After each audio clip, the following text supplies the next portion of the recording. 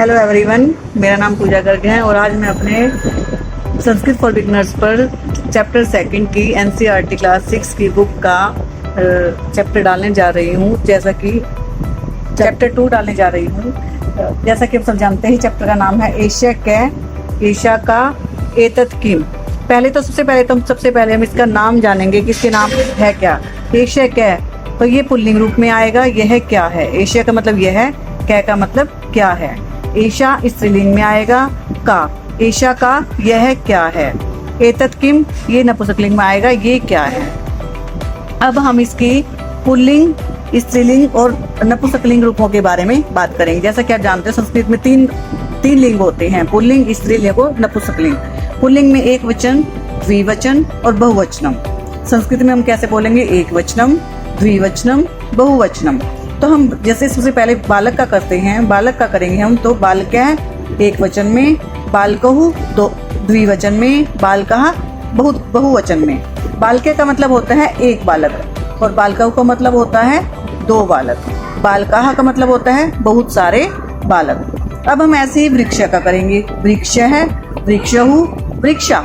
वृक्ष का मतलब एक वचन में एक पेड़, वृक्षों का मतलब द्विवचन में दो पेड़ और वृक्षः का मतलब बहुत सारे पेड़। ऐसे ही हम सिमिलर इसकी गजह का करेंगे। गजह का मतलब क्या होता है, हाथी।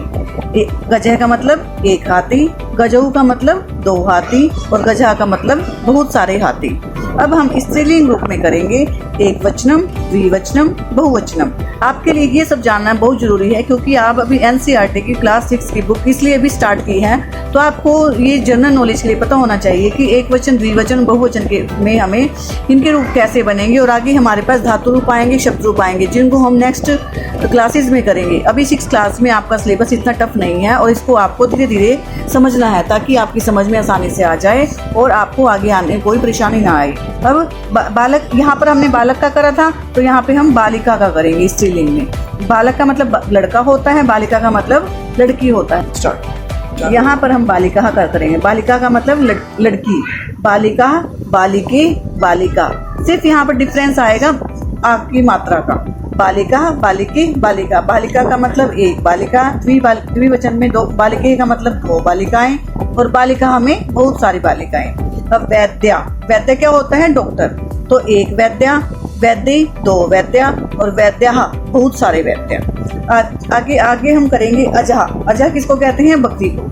अजह एक बकरी, अजय दो बकरियां और अजह बहुत सारी बकरियां। मुझे आई होप कि आप सबको ये समझ में आया होगा कि मैं आपको क्या समझाना चाहती हूँ। एक वचन, द्विवचन और बहुवचन, ताकि नपुंसकलिंग, ताकि आपको सब कुछ आसानी से समझ आ जाए और आपको कोई परेशानी ना आए। अब हम नपुंसकलिंग में एक वचन, द्विवचन, बहुवचन, इसके बारे में। नपुंसकलिंग वो होते हैं जो ना तो स्त्रीलिंग में आते हैं और ना ही पुल्लिंग में आते हैं, जैसे कि पत्रम, पत्रे, पत्राणि। पत्रम का मतलब होता है एक पत्ता, पत्रे का मतलब होता है दो पत्ते और पत्राणि का मतलब होता है बहुत सारे पत्ते। अब हम करेंगे चक्रम। चक्रम क्या होता है, पहिया।